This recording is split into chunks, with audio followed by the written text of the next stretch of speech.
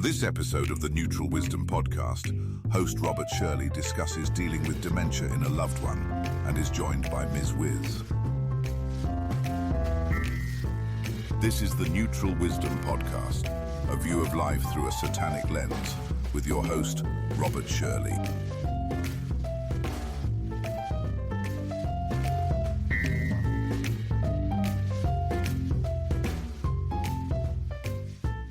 Greetings and welcome to the Neutral Wisdom Podcast. I'm your host, Robert Shirley, and today we're going to be talking about dementia and what it's like to deal with this when it affects a loved one and, by extension, your own life. I'll be joined later by the inimitable Miz Wiz, whose own father's dementia has affected her and us in many different ways. This episode's going to be a real eye-opener. I don't want to take up a lot of airtime with a preamble to this topic. Really, what got me interested in writing this episode is the social media post I'll get to in a minute. It really brought into focus that maybe dementia isn't just about the person affected or just about us. It's a shared experience, and everyone involved has some very important roles to play. In my experience now, I think the type of person an individual is becomes very evident on both sides of the fence when dementia appears. We get to see how the person affected declines, but we also get to see the reactions of those around them, the level of help they are willing to give, the possible motivation for providing any assistance, the level of care they show their loved one when it's difficult or inconvenient to do so. So, the subject person for today's episode is my father-in-law, who we'll call Big Al.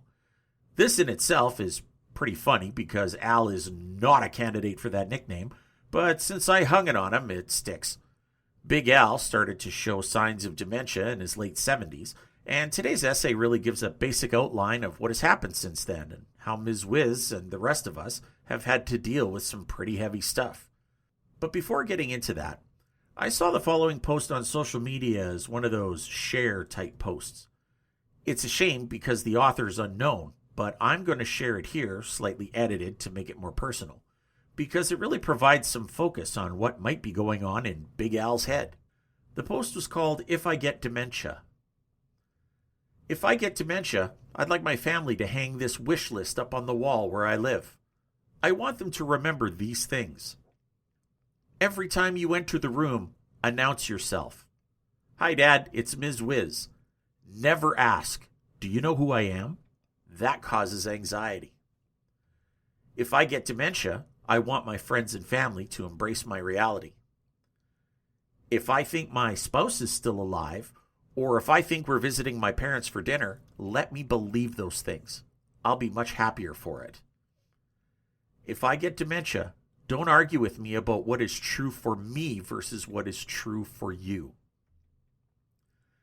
If I get dementia and I'm not sure who you are, don't take it personally. My timeline is confusing to me. If I get dementia and can no longer use utensils, don't start feeding me. Instead, switch me to a finger food diet and see if I can still feed myself. If I get dementia and I'm sad or anxious, hold my hand and listen. Don't tell me that my feelings are unfounded. If I get dementia, I don't want to be treated like a child. Talk to me like the adult that I am. If I get dementia, I still want to enjoy the things that I've always enjoyed. If I get dementia, ask me to tell you a story from my past. If I get dementia and I become agitated, take the time to figure out what's bothering me. If I get dementia, treat me the way you would want to be treated. If I get dementia, make sure there are plenty of snacks for me in the house. Even now, if I don't eat, I get angry. And if I have dementia, I may have trouble explaining what I need. If I get dementia, don't talk about me as if I'm not in the room. If I get dementia, don't feel guilty if you can't care for me 24/7. It's not your fault and you've done your best. Find someone who can help you or choose a great new place for me to live. If I get dementia and I live in a dementia care community, please visit me often. If I get dementia, don't act frustrated if I mix up names, events, or places. It's not my fault. If I get dementia, make sure I always have my favorite music playing within earshot. If I get dementia, and I like to pick up items and carry them around, help me return them to their original place. If I get dementia, don't exclude me from parties and family gatherings. If I get dementia, know that I still like receiving hugs or handshakes. If I get dementia, remember that I'm still the person you know and love. I hope today's essay will give a little more insight into our lives and what we're dealing with regarding dementia in a loved one. Today's essay is titled, Mourning the Living, Our Struggle with Dementia in a Loved One. I'm not as young as I used to be. Neither is anybody else, given the passage of time and the inevitability of our bodies growing old and wearing out. But let's be real. Aging sucks. Aches and pains where there were never any before. A strange, sudden fondness for liver and onions. The elation of a 9 o'clock bedtime. All things that an immortal young person in their 20s would be considered to be very far off in the future. Oh, that'll never happen to me. That's what happens to old people. So, yes, aging does suck, but it's far better than the alternative, especially for the Satanist. But is it, though? Of course, the goal is for us to live long, happy, productive lives. We do our best to maintain our health, our mental sharpness, and hopefully we've planned ahead to see that we're looked after in our old age. What if we've done everything we were supposed to do, but one part of the plan fails us through no fault of our own? I'm not speaking about things like preventable disease, which is part of the whole taking care of yourself plan, but rather, what if our brain starts to betray us? I'm sure all of us have had the, what the hell am I doing in here again moment when we can't remember why we came into a room.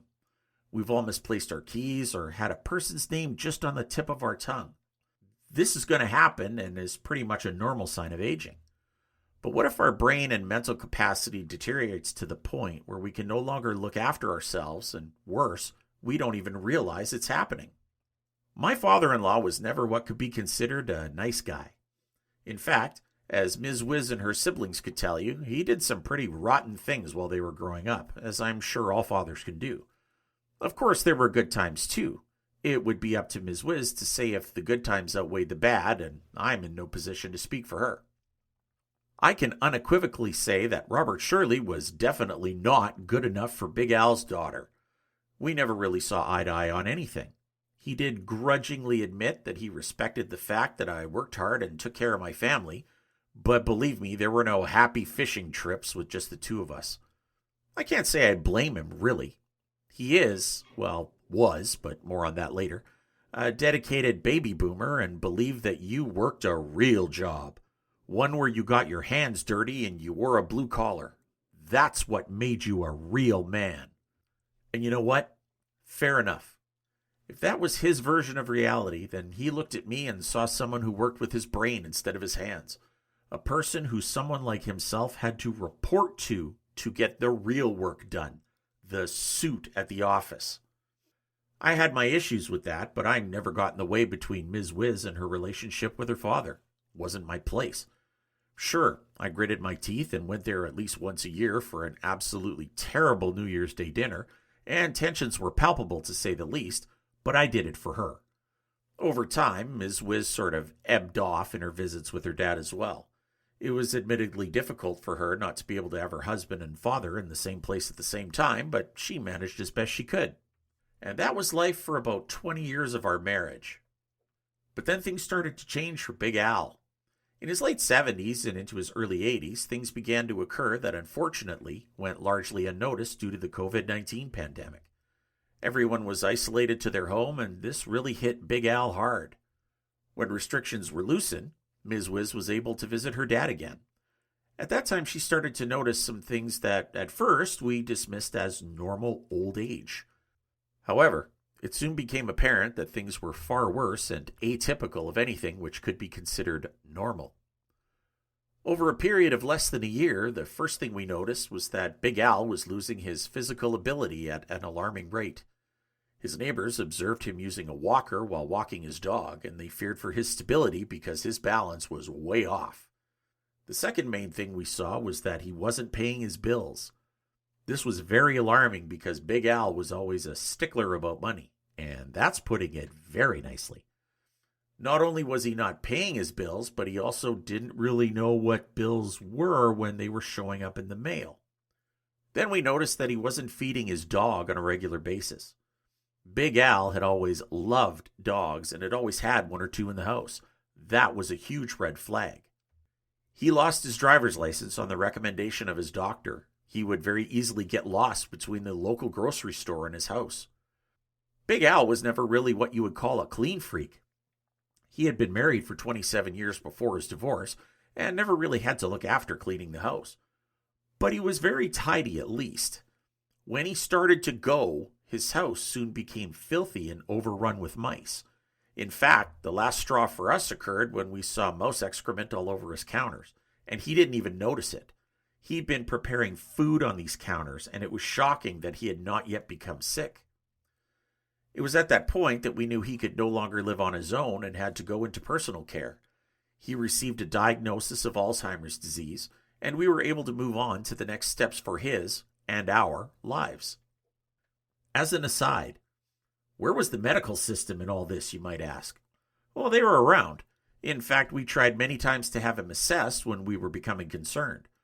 But apparently, every new person is a burden to the system, so the system seems to wait until the point of no return to do anything about it. But that's not the point of this essay. We could go on about the healthcare system all day at this point.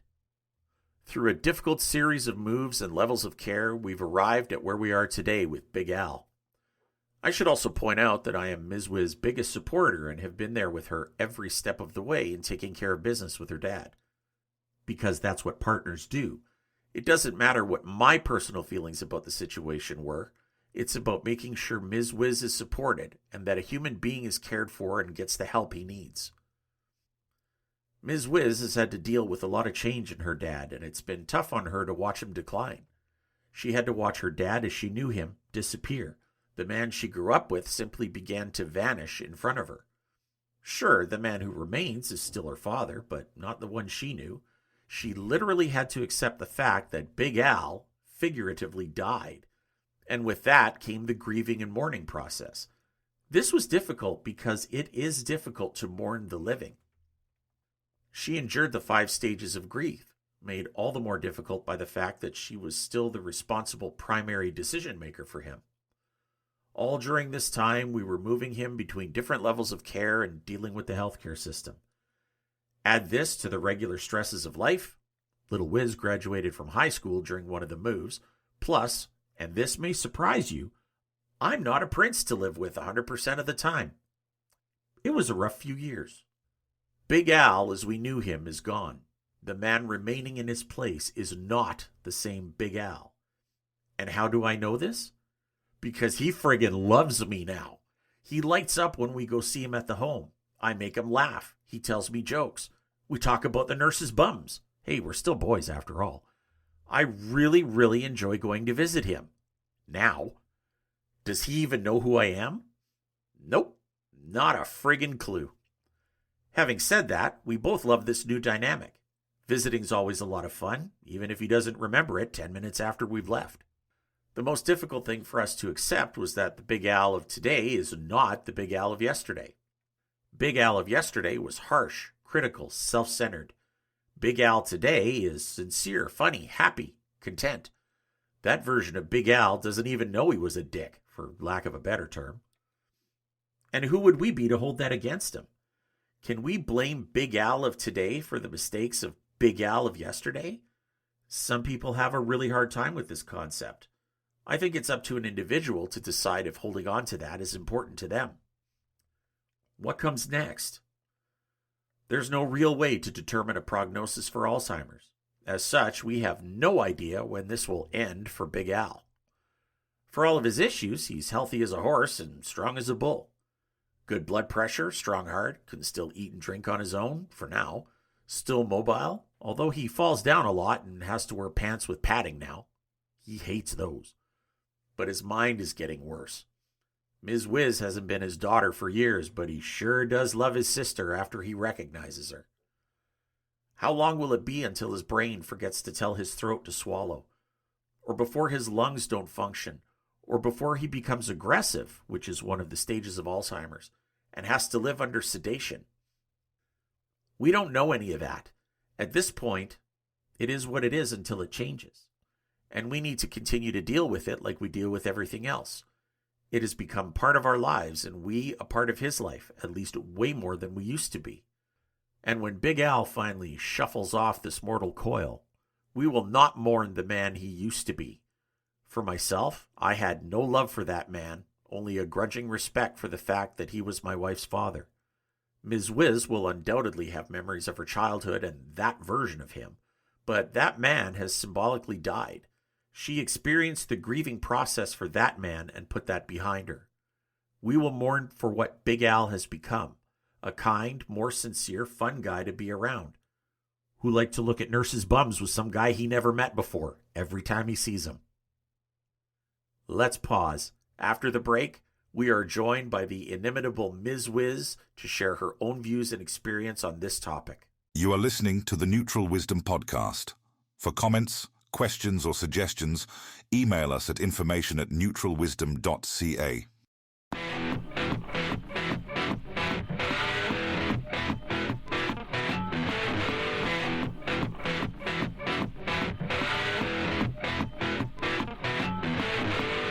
The Blues Diabolic Podcast, a regular indulgence in the devil's music. Join your host, Fat Max, in a journey into the blues, the artists, the sounds, and the history of this fascinating music, from its humble beginnings right up to present-day legends. Because it has been said that the devil has the best tune.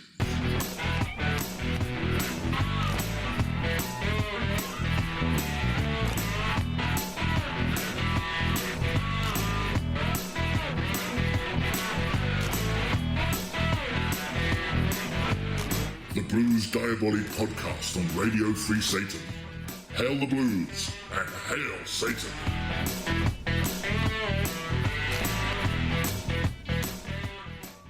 And we are back with the Neutral Wisdom Podcast. This one is a bit of a different subject for us here, since we're kind of blowing the lid off our own lives today. I'm very grateful that Miz Wiz has agreed to share her experience in dealing with dementia in a loved one, but it's still not going to prevent me from doing this.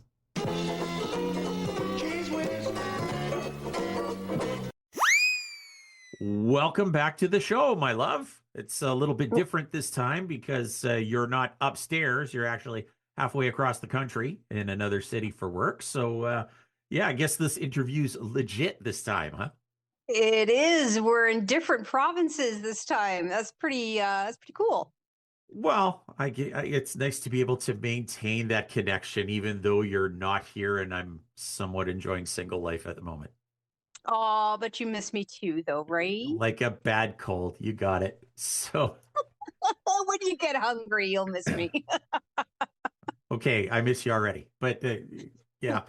All right. Well, we're going to jump right in here. So no need to tell us about your background, since you're actually tied with another guest for most appearances on this show. So what's new for the listeners out there? What have you been up to? I don't know. Let's see. Going full head on into midlife crisis mode. So that's new. With that, rediscovering fitness in my life. That's been fun. And discovering that I have a thing for miniatures. So what would you like me to start with? That's towing the line of offensiveness, saying you have a thing for miniatures. What kind of bullshit is that you're putting out into the air? That's ridiculous. Little houses.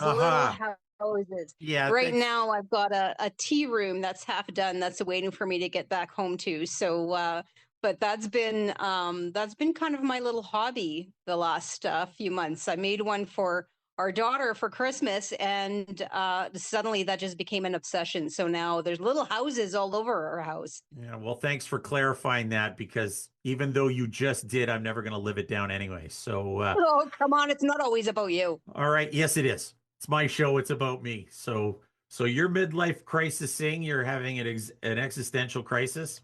I get 100%. it. At the age that we're at, that's going to happen. You're finding things to do. And again, you didn't get your mandatory one episode per season. No, you skipped me last season. I did. I had the kid on instead, and I think she did a bang up job. She did. So I brought you back here for this premiere episode because we wanted to talk about a subject that's near and dear to our hearts. And we touched on it, I think, the last time you were on the show. And for purposes of the essay and for purposes of this show, we're going to call your dad Big Al.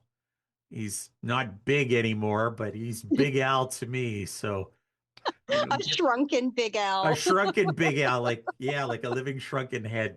But before we get to talking about Big Al the way he is today, just for history's sake, just tell us a little bit about your dad. And I'm not going to interject because, of course, I have my own experiences and feelings about Big Al. But what was it like growing up with the man, and what was he like when you were younger? Aside from the porn stash, which was still awesome.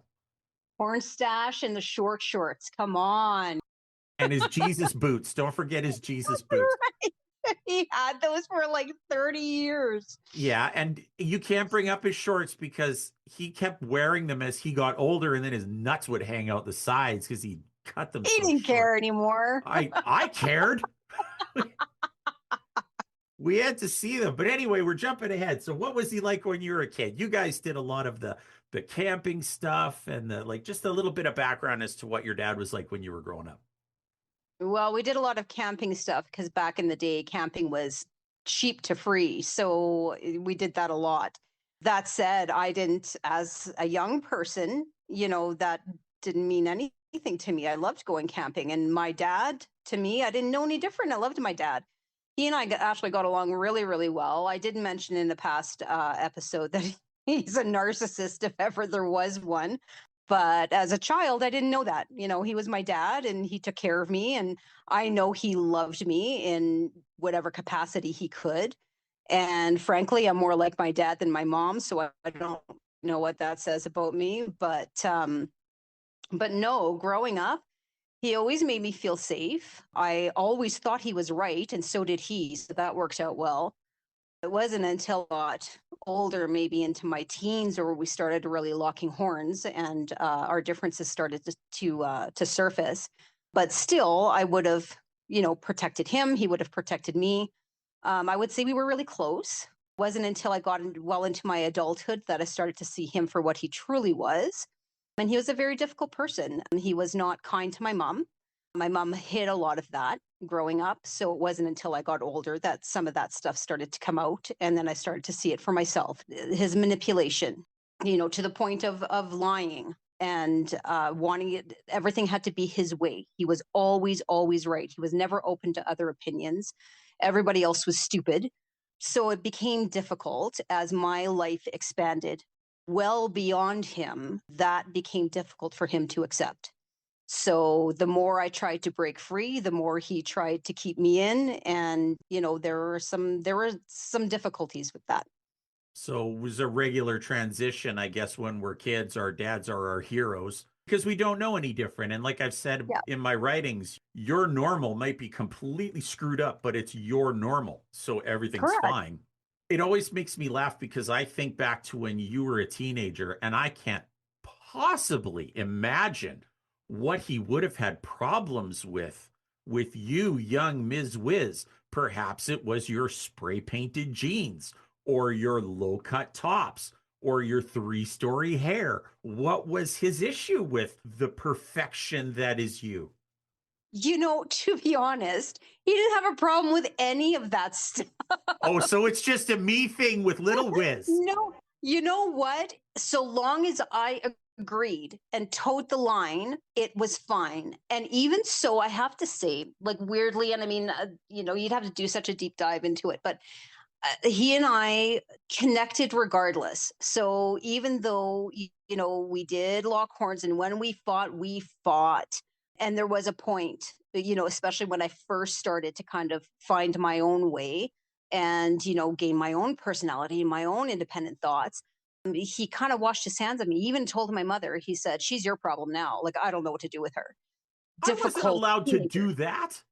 Wash your hands of me? No, ours. I wasn't allowed to do that.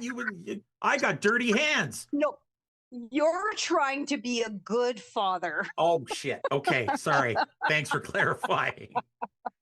My dad didn't have to be a good father. He just had to know that I thought he was. So long as I thought he was and treated him like a good father, he was happy. But if I ever deviated from his ideas or what he thought was the right way of doing things, well, then we had a problem. So normal to you childhood, and as you grew up and developed, you realized that he wasn't the person you thought he was, and then I came shambling along into your life. But No, you blew it all to hell. I, so how was it really after you married the kid here? Because he and I got along like oil and water. And as I mentioned in the essay, I believe it's because I didn't work with my hands and he didn't really respect that. Like he did grudgingly admit, oh, I respect the fact that you work hard and you take care of your family, but I didn't get my fingers dirty, so it was not his kind of work.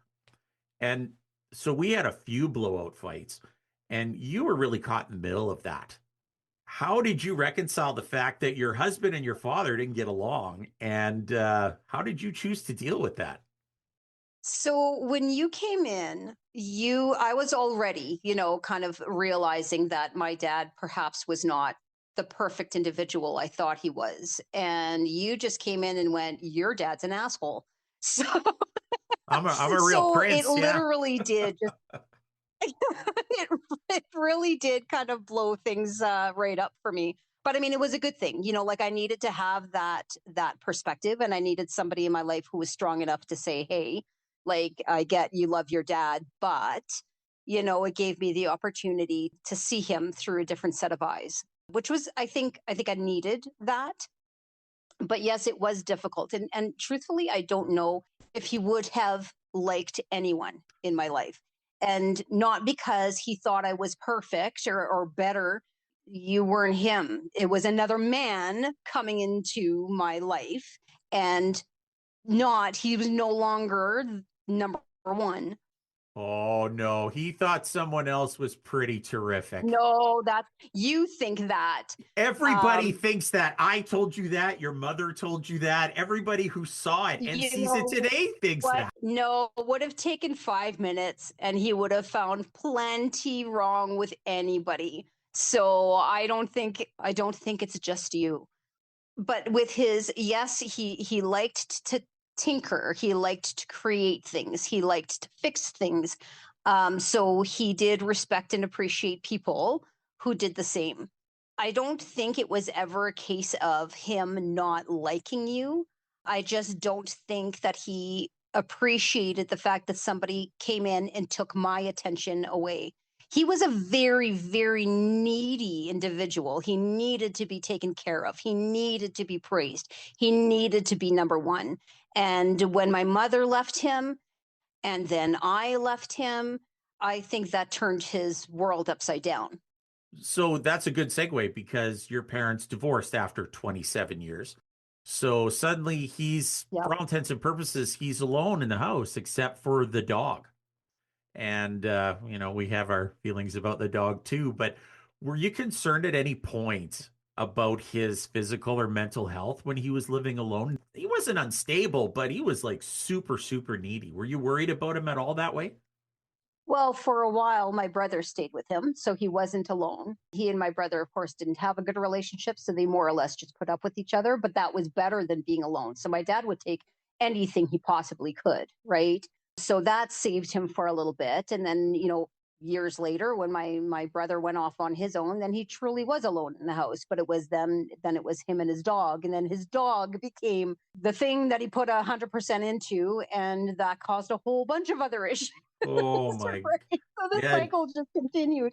just because I love my dog means you love my dog too. No, I don't. You better like my dog because I told you to. Yeah, well, your dog's not sitting at my kitchen table. That's right. That's another show. So yeah, he lived with his dog. And then I mentioned COVID.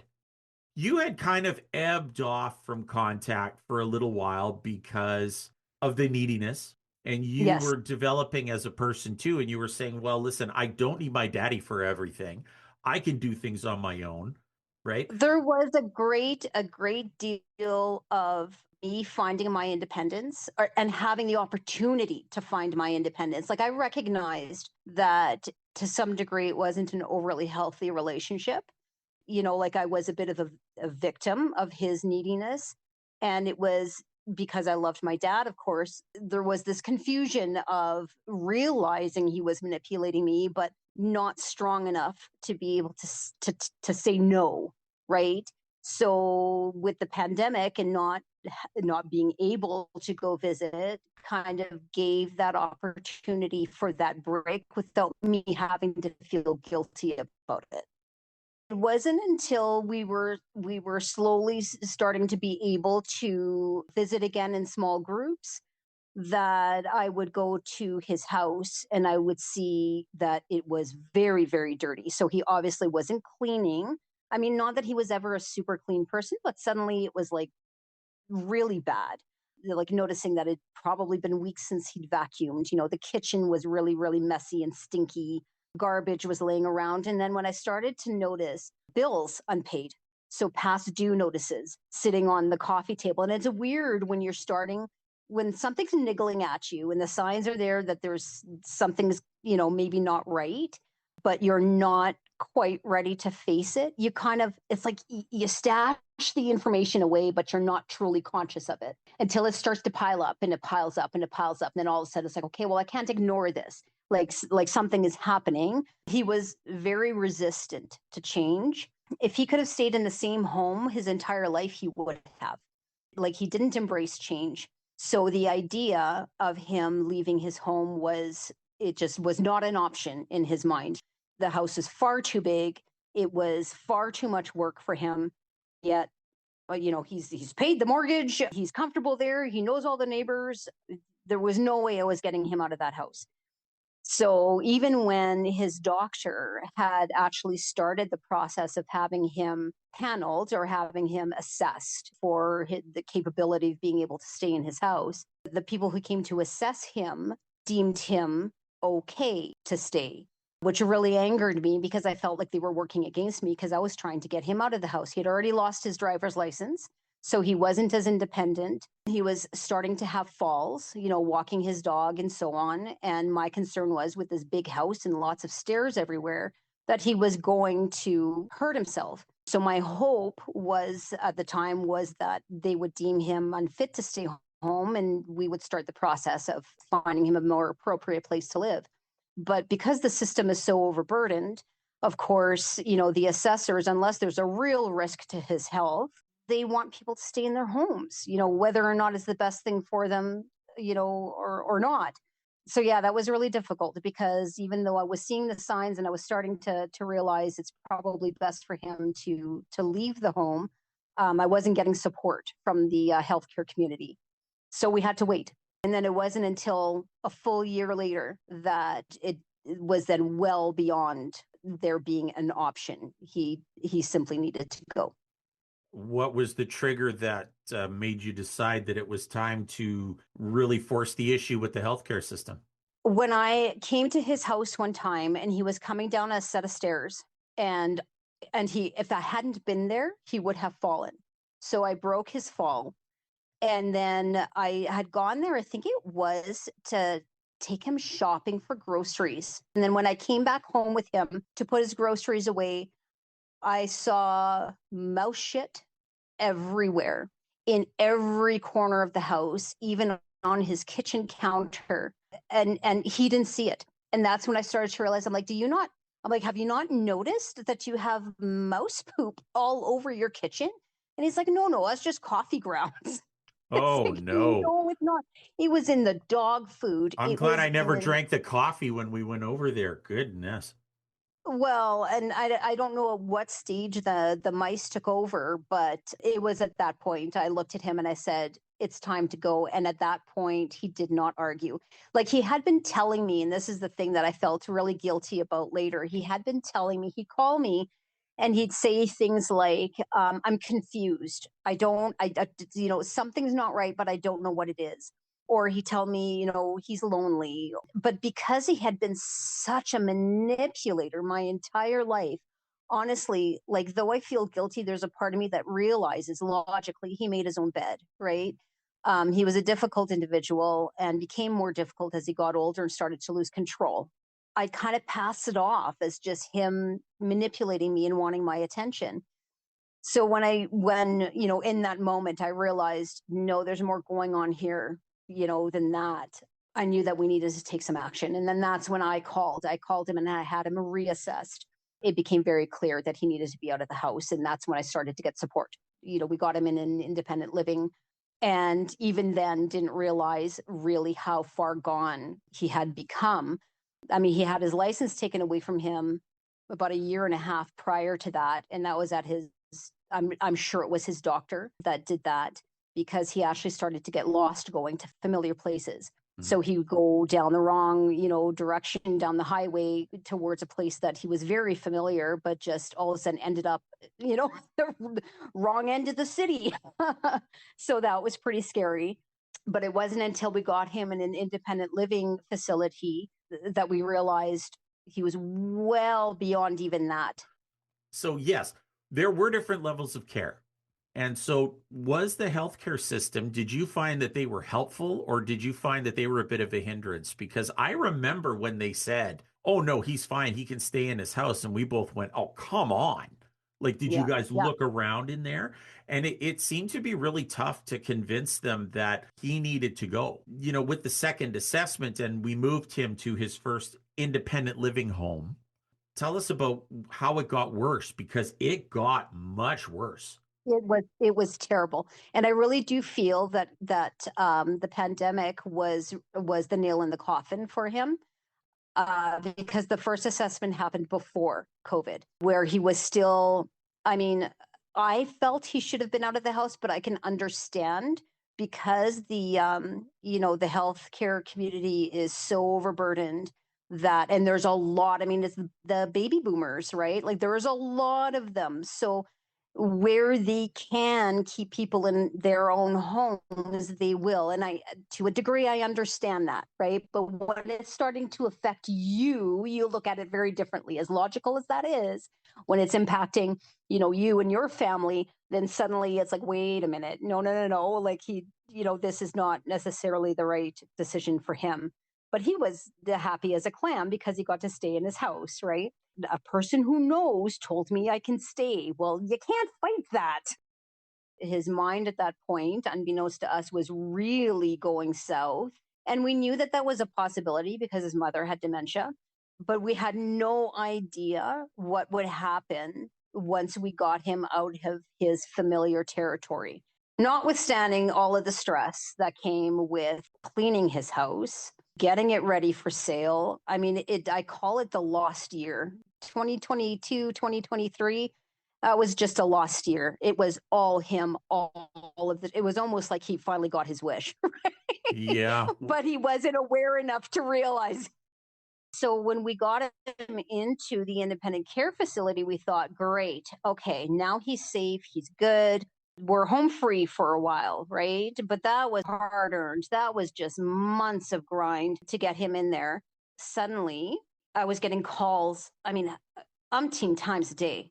The phone wouldn't stop ringing. And it was like, I don't know where I am, or what time of day is it? I didn't have lunch. Meanwhile, it wasn't even breakfast time. He had all of a sudden, like, does he seriously not know that it's morning and not night?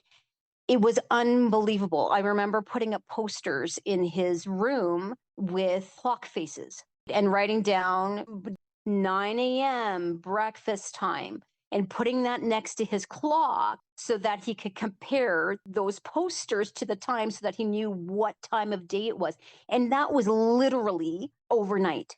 Like, we had no idea. And at first I fought it. I'm like, he's just driving me insane because he's mad I got him out of his house. And then I started to realize he's truly confused. It was unbelievable. We put a map on his walker so that he could find his way to the dining room. And every single day we had to literally walk him down there over the phone. Mm-hmm. Every mealtime until I finally got him home care to go and get him and walk him down to the dining room. It was hell. It's neat listening to this come back, because if I'm listening to this as a third party, I'm thinking, what a couple assholes you guys are. Like, the guy's falling apart and you didn't take care of him. And actually, that's not the case. I think what is coming to light for me now is that this dementia, it affects everybody. It's a It does. area of influence, right? Like, it's the person. We have no idea what Big Al's going through. We know what we're going through. And of course, we're a little self-centered and self-involved, because most people are. But I don't think we ever felt like it was inconveniencing us. I think it was frustration with the healthcare system. It was frustration with not knowing what was going on, plus all that baggage, right? Like, the baggage was such a big part of it. That was a feel like I was living and breathing him for a very, very long time, necessarily, right? Because nobody else was taking care of him. But there was also the acceptance that this is actually happening. For the longest time, well, not the longest time. I mean, he was in the independent health facility for what, 4 months? That's all he lasted in there, because it became so obvious that this was not the right place for him. The beginning parts of that were really, really frustrating, because we couldn't get health care, or we couldn't get home care. We were trying to get home care, and it was so slow again, and, overburdened health system. Not enough healthcare workers, trying to get somebody just to come in and make sure that he got out of bed in the morning.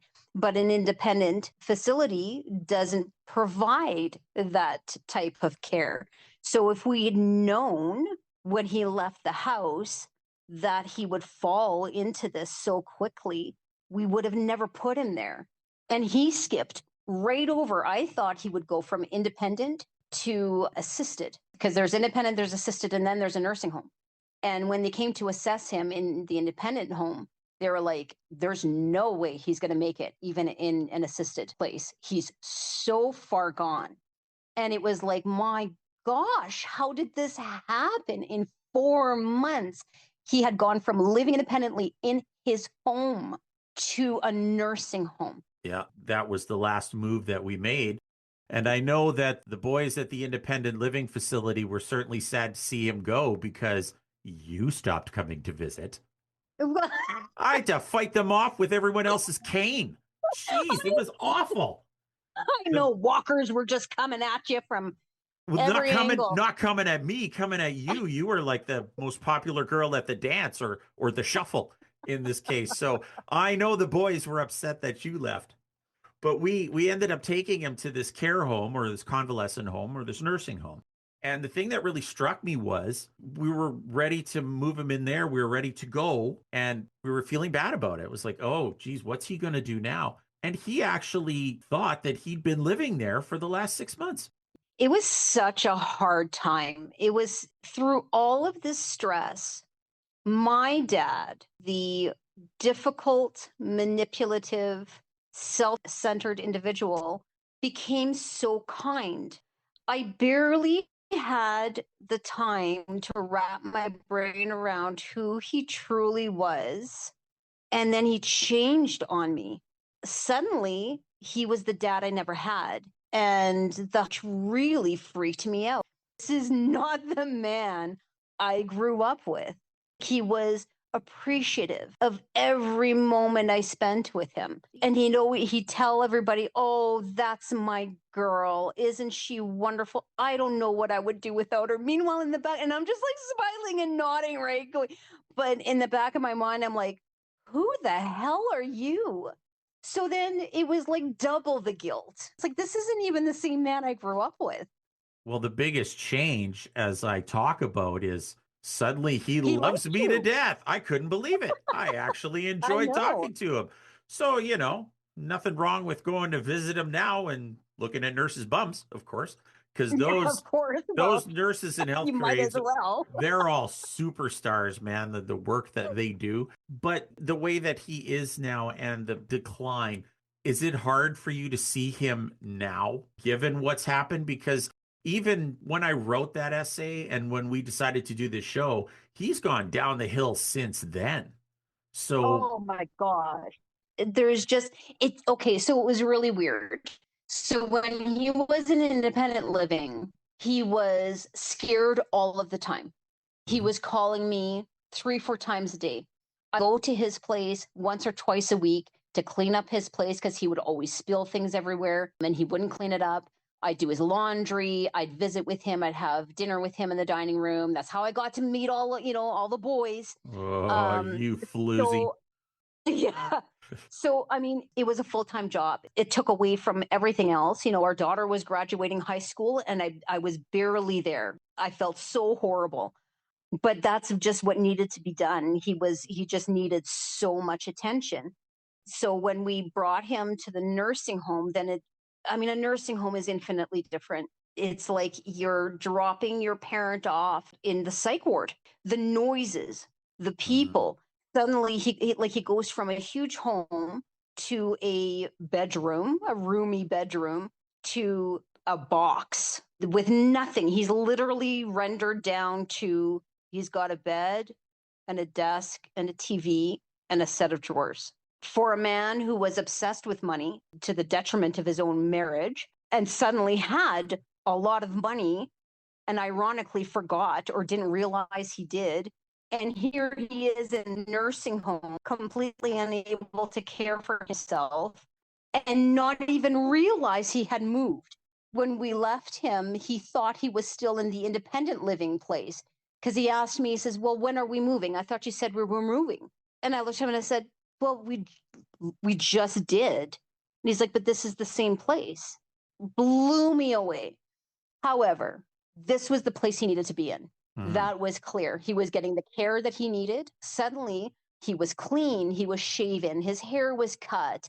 He started to put on a little bit of weight because, of course, he was eating regularly and good food. And that was such a short period of time because very shortly after that, he declined again.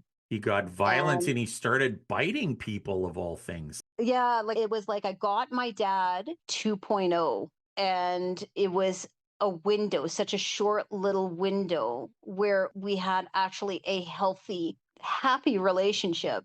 And then it was gone again. It's difficult. It's difficult. And you think horrible thoughts, particularly when he started to get violent and he couldn't do anything anymore. And then it started to get spotty. Like I would come and sometimes he would know who I was and sometimes he wouldn't. And then because of the violence, he needed, to be drugged because he was violent with the staff.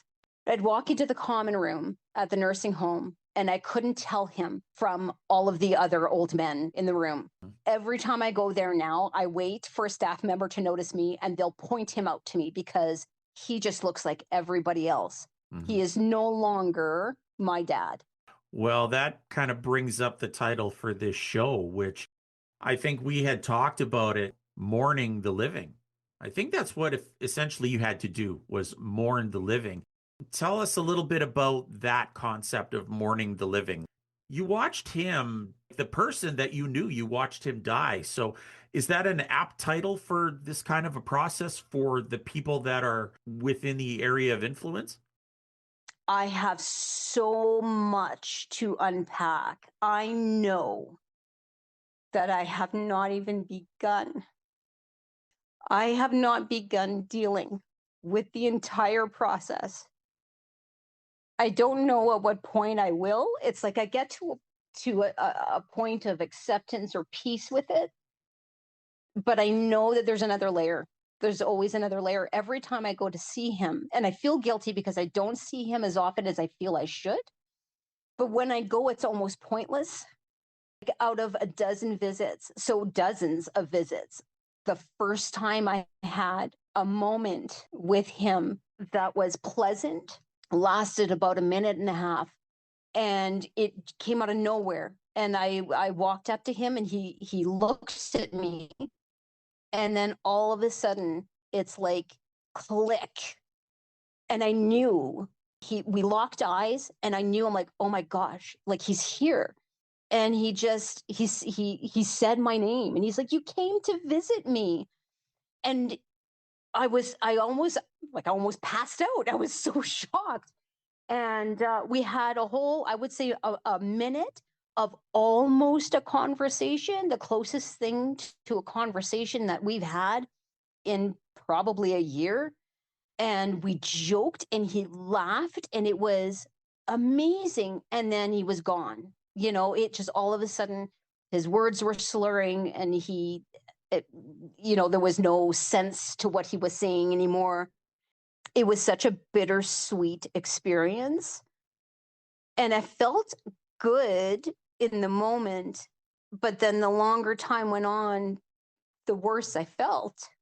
I don't know why that is, but every time I go to see him, I really have to steel myself. I have to get in the headspace. I have to be okay with it because I just don't know what I'm going to get. And every time I leave, whether I get a little something or not out of it, I have a mourning process. I go through a mini mourning.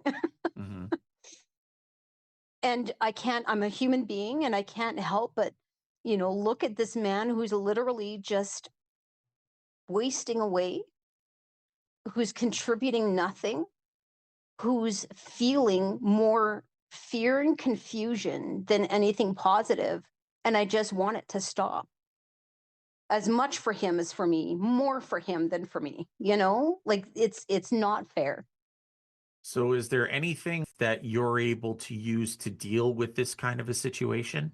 We had talked in the past and said, well, the lesson here is to live in the now because tomorrow's not promised to you. And I think that Big Al is living proof of that, right? Like Robert Frost, the best laid plans of mice and men go off to glay. Like he planned for this, but he didn't plan for this. You know what I mean? He did not plan for this. This is the biggest, in my opinion, the biggest kick in the pants because he is not capable of awareness at this point. The lesson is lost on him, but it's not lost on me.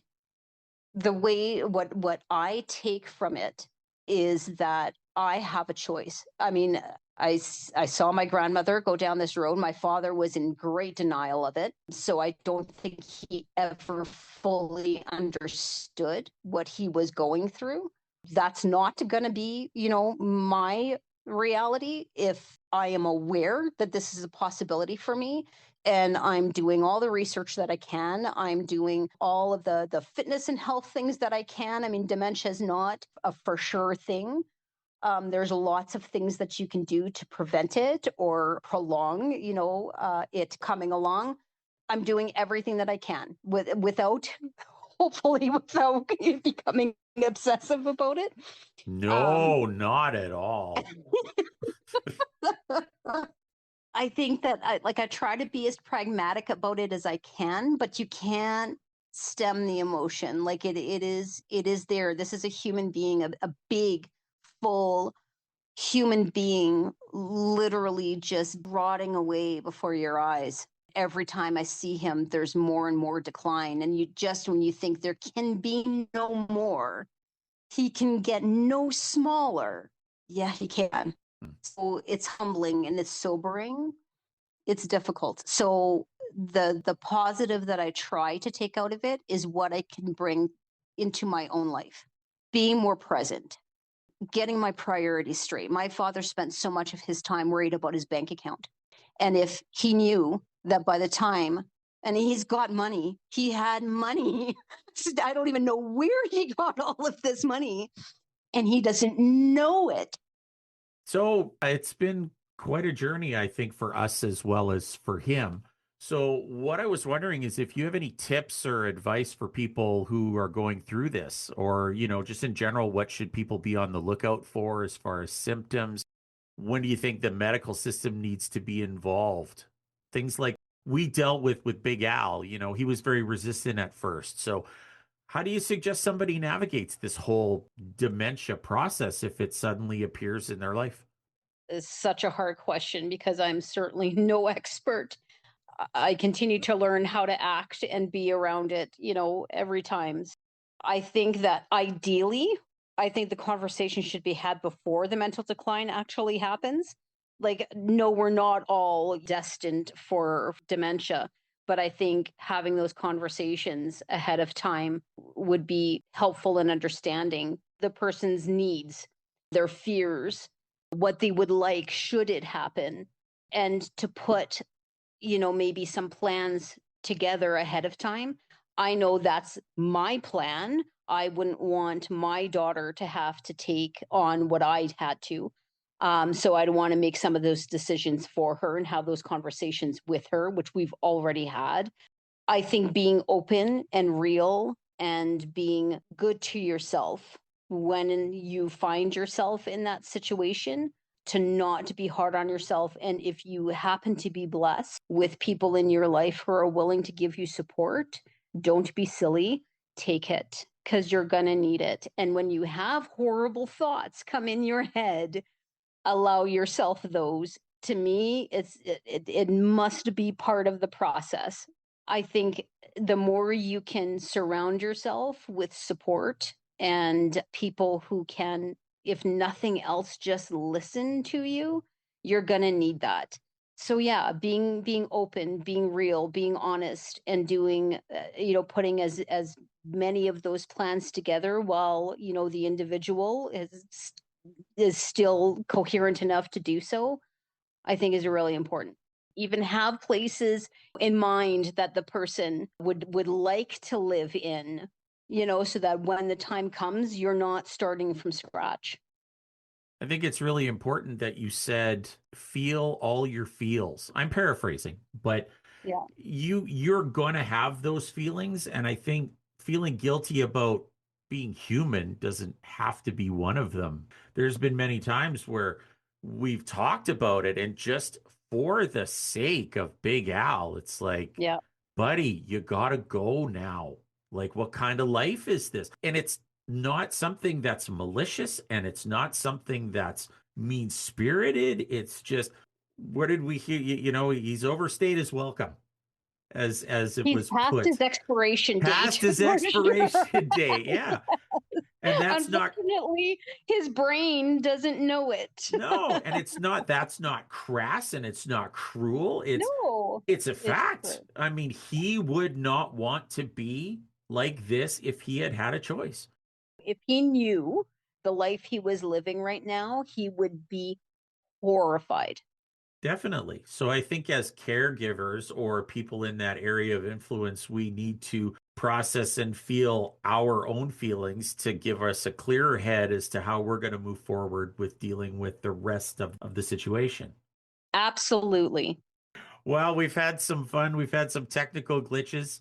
I'm not sure how this is going to go in the editing, but we'll definitely give her the old college try in the editing department. This isn't an easy thing for anybody to go through. And I think just hearing someone else's experience is important. And I think it's going to be very helpful to some people. So thank you for allowing me to strong arm you into sharing your experiences on the show today. And there's your one per season. So, see you next year. You betcha. I'll be there. All right. Well, I'll probably talk to you later in the week before you get home. But until the next time we get to talk, hail Satan. Hail Satan. And that's going to wrap it up for this episode of the Neutral Wisdom Podcast. I'd like to thank all of you for listening, and a huge thank you to our guests and all of you for joining us today. Please drop a like or comment down below. For questions or comments, you can email me directly at information@neutralwisdom.ca. You can listen to us on YouTube, Spotify, Apple Podcast, Google Podcast, and anywhere else you get your podcasts. A like and subscribe go a long way in getting this podcast out there. Check me out on Facebook under Robert Shirley, and check out Instagram at neutral_wisdom. And be sure to visit the website at neutralwisdom.ca. And don't forget, Neutral Wisdom, Contemplations of a Satanic Warlock, now available at Amazon in paperback, hardcover, and Kindle formats. Until next time, ever forward.